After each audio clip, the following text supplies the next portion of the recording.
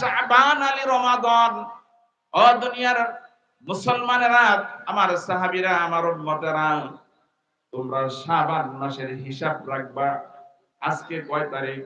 আগামী 2 দিন পরে শাবানের কয় তারিখ হবে? শাবান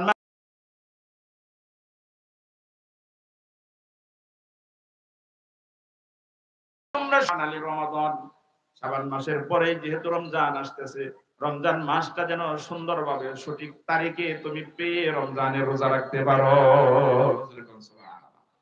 রমজানের রোজাটা যেন রাখতে পারো, এজন্য শাবান মাসের পুরোপুরি তুমি তদারকি করবা, খেয়াল রাখবা।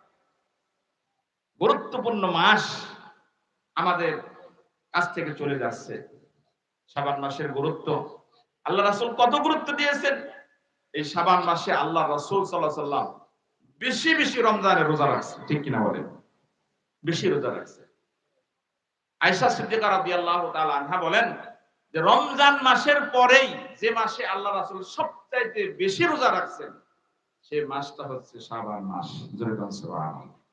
রাসূলুল্লাহ সাল্লাল্লাহু আলাইহি ওয়াসাল্লামের ছোট্ট সাহাবী হযরত উসামা ইবনে যায়েদ রাদিয়াল্লাহু তাআলা আনহু রাসূলুল্লাহ সাল্লাল্লাহু আলাইহি ওয়াসাল্লামকে জিজ্ঞাসা করলেন, ইয়া আল্লাহর রাসূল, আপনি শাবান মাসে এত রোজা রাখেন, কারণ কি? শাবান মাসে কেন এত রোজা